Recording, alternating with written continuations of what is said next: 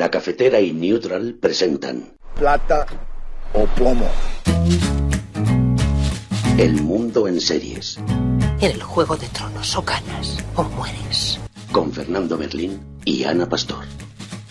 ¿Sabes dónde estás? Es una radio pirata. De la zona neutral. Nos recuerda un poco por qué luchamos. La noche es oscura y alberga horrores. La noche es oscura y alberga horrores. Nada cambia de golpe. Si estuvieras en una bañera que se calienta poco a poco, morirías hervida sin darte cuenta. ¡Estamos juntos! Somos un trío. ¿Nosotros vivimos románticamente juntos? Hola, habla con Walter White. Plata o plomo, el mundo a través de las series de televisión, a través de los documentales, de las películas, con Ana Pastor, Neutral. Ana Pastor, muy buenos días.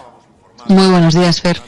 Bueno, hoy con una de estas propuestas que Ana me coloca sobre la mesa. A ver, tengo una posición dual frente a estas películas. Por una parte, te agradezco el ejercicio, te agradezco la experiencia, porque cuando la he visto, bueno, pero ¿Has sufrido? ¿Has sufrido? Es de una dureza, es de una dureza buena, ¿eh?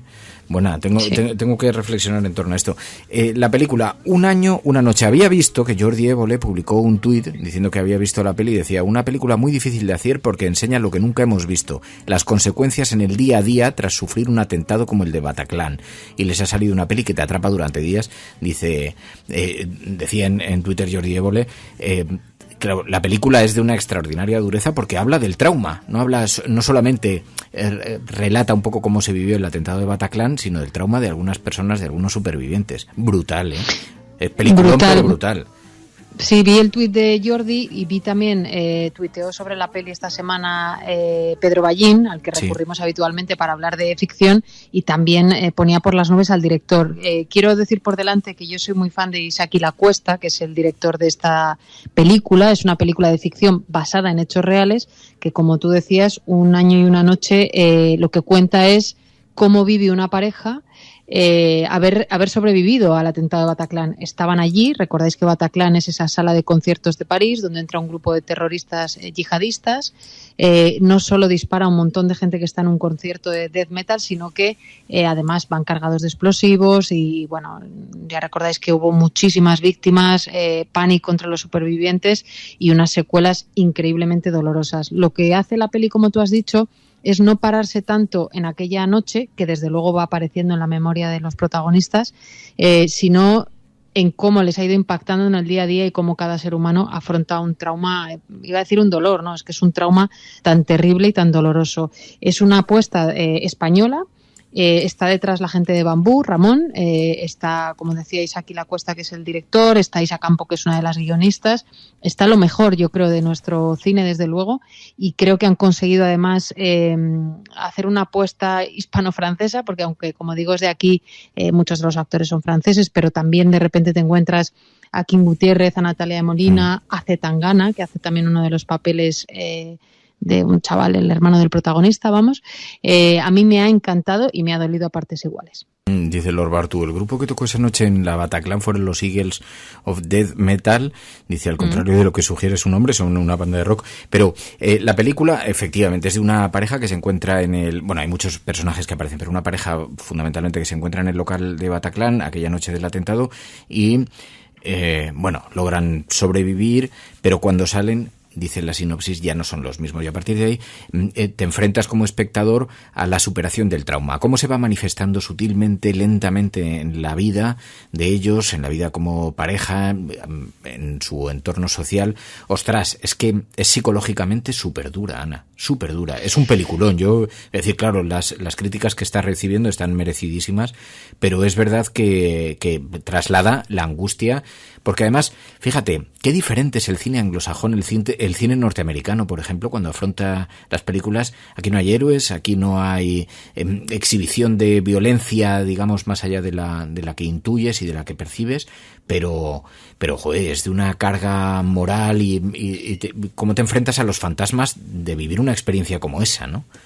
Sí, a mí siempre me ha interesado mucho la manera en la que tiene el ser humano de afrontar un trauma, ¿no? Pensaba en Coixet con aquella peli de una superviviente de la guerra de Yugoslavia que había sido violada y bajada, algunas de las supervivientes también de otras historias, pues, por ejemplo Nevenka, por supuesto con el tema del terrorismo de ETA también hemos hablado el otro día de este tema y este en concreto es un asunto que a mí me interesó mucho en su día, primero porque como periodista pues obviamente nos tocó cubrirlo de alguna manera.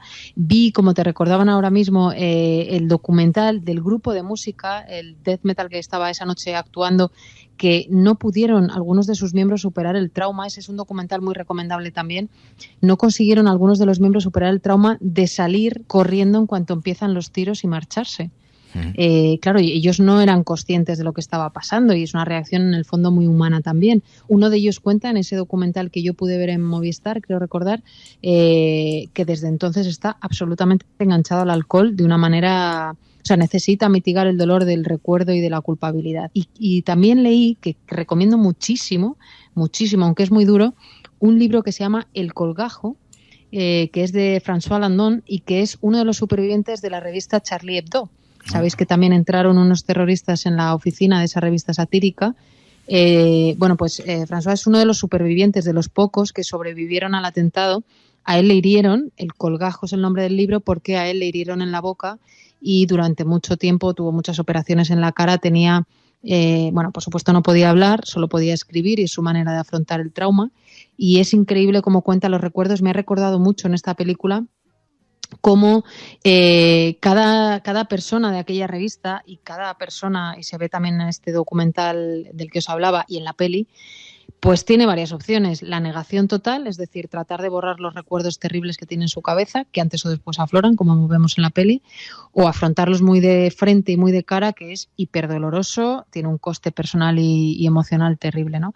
Me ha recordado mucho al libro, la verdad, que como digo, recomiendo muchísimo. La película de la que estamos hablando, os decíamos, lleva por título Un año, una noche. Es una película... yo no sé si está estrenada ya, porque he visto que estaban haciendo como la promoción así en canales más cerrados, pero no sé si la película ya está en las salas. A partir de ahora. A partir de ahora va a las salas, sí. Tú y yo hemos tenido la suerte, como hemos dicho, y Pedro Ballín y otros periodistas de verla, pero es muy recomendable. Yo creo que siendo ficción es muy delicada en el tratamiento. Ves alguna de las escenas de lo que ocurrió dentro de Bataclan, de quienes consiguieron huir sin saber muy bien lo que estaba pasando, como decíamos el grupo, o quienes consiguieron huir y se sienten muy culpables. Recuerdo una frase del libro que os decía, que también la he oído en la película, que dice: aunque tú creas que estoy vivo, yo también morí aquella noche, ¿no? Yo también me morí viendo a mis compañeros ser asesinados por un tipo con un Kalashnikov al que le ponían cara, porque tanto en el caso de Bataclan como en el caso de Charlie Hebdo le ponían cara. Hay una imagen terrible también de cómo cuentan los de Charlie Hebdo, que cuando los terroristas llegaron al edificio donde está la revista, les abrieron la puerta. Uno de los trabajadores de la revista les abrió la puerta porque no sabía que eran terroristas. Entraron en la oficina sin forzar la puerta y esa persona no se ha recuperado todavía del sentimiento de culpabilidad, ¿no?, de haber permitido la matanza, cuando en el fondo obviamente no tenía nada que ver. Hubieran entrado de otra manera o hubieran forzado la puerta, que iban armados y con explosivos. Pero es muy interesante, por un lado, el trauma, como tú decías, cómo una pareja que ha vivido juntos esa noche en Bataclan lo está viviendo de una manera muy diferente. De manera Además, diferente, sí. Esto es muy interesante, la manera en la que, la forma en la que lo expresan, ¿no? Él lo vive con el impacto del estrés postraumático brutal. Ella lo acondiciona, lo acomoda de otra manera mucho más... Claro, porque cada persona es un mundo, cada persona superaría una situación como esta de forma diferente, ¿no? Y esto la película lo retrata muy bien. Sí, he apuntado alguna frase que me rompía mucho escucharla, que te la recordarás de la peli, y el protagonista, que es un hispano-francés, es un chaval español que se fue a Francia a vivir y a trabajar, recordando aquella noche, dice: soy un cobarde y no lo sabía, ¿no? De cómo afrontó la noche. Y luego me gusta mucho cómo entre amigos, estamos hablando de gente de unos 30 y tantos años, que están hablando de esa experiencia tan traumática, los que estaban allí, y hablan de un hombre cuya mujer fue asesinada también esa noche y que en Facebook había puesto la frase: los terroristas no tendrán mi odio. Entonces se genera una conversación muy interesante entre los 4 amigos de cómo es posible que alguien a quien ha visto morir a su mujer por culpa de un terrorista es capaz de escribir una cosa como esa y sentirla, ¿no? De manera tan, por un lado, generosa, ¿no? Y cómo no dejar que el odio anide en ti. El otro día lo hablábamos con el cuento de la criada, pero creo que vale también para este caso, que encima es muchísimo más real, ¿no? Absolutamente.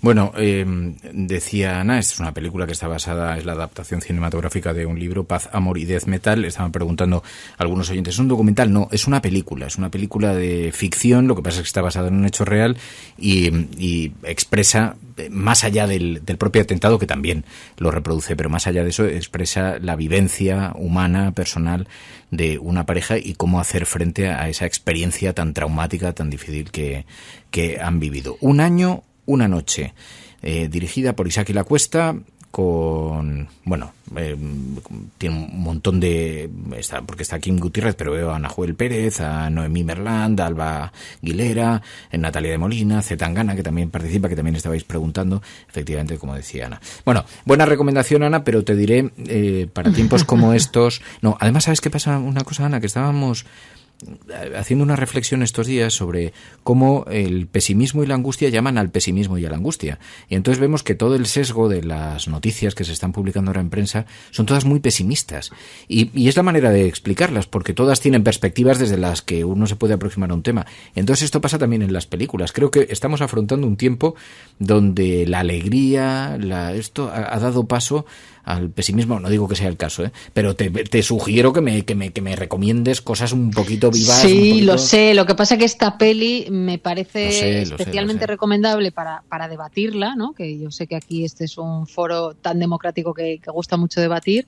Me parece que además Isaki Lacuesta es uno de nuestros mejores talentos y quien le acompaña también en esta aventura también. Y bueno, y luego que había leído a gente a la que, como te apuntaba antes, admiramos mucho, como Pedro Ballén, porque tiene muy buen gusto para esto. Pues oye, y a propósito de esto que estás diciendo de las noticias negativas, me comprometo a traer algo amable, o por lo menos algo de ficción amable, pero tengo que decirte que escuché el otro día una reflexión del presidente Zapatero a propósito de esto que tú estás diciendo. Es decir, hay una consciencia negativa alimentada a su vez por los tiempos que vivimos que tienen que ser relatados. Entonces es un círculo un poco vicioso en el que vivimos, porque hay que contar lo que está pasando, pero contar lo que está pasando provoca más pesimismo, más desasosiego, etcétera. Entonces, bueno, me pareció interesante, que es exactamente lo que has dicho tú, lo que le escuché al presidente Zapatero. No, y es difícil el ejercicio, porque nosotros aquí cada mañana decíamos, bueno, a partir de ahora, el sesgo tiene que ser por lo menos esperanzador. Hay muchas noticias que son en sí mismas esperanzadoras, pero aquellas que no lo son, ¿de qué manera las puedes relatar sin que suponga pues una nueva carga de energía negativa, que la gente además está haciendo lo posible por superar este tiempo tan angustioso, ¿no? Pero en fin, pregunta por aquí en el chat, dicen, ¿la distribuirán en Bruselas? Supongo que sí, porque hubo un atentado en el año 2016 en el aeropuerto de Bruselas que fue muy crudo, pero seguramente sí, porque tiene pinta de ser una de las grandes pelis de la temporada, dura, es una peli además internacional, de manera que seguramente pues tenga repercusión fuera, y si no, seguro que en las plataformas la ponen pronto. Seguro. Se estrena en cines desde ya, el viernes, desde hoy viernes, y bueno, yo creo que es muy interesante. Ana Pastor, Neutral, gracias de corazón. Cuídate. Gracias. Adiós. Plata o plomo. El mundo en series. En el Juego de Tronos, o ganas o mueres. Con Fernando Merlín y Ana Pastor. ¿Sabes dónde estás? Es una radio pirata. De la zona neutral. Nos recuerda un poco por qué luchamos. La noche es oscura y alberga horrores. La noche es oscura y alberga horrores. Nada cambia de golpe. Si estuvieras en una bañera que se calienta poco a poco, morirías hervida sin darte cuenta. Sin darte cuenta. Sin darte cuenta. Sin darte cuenta.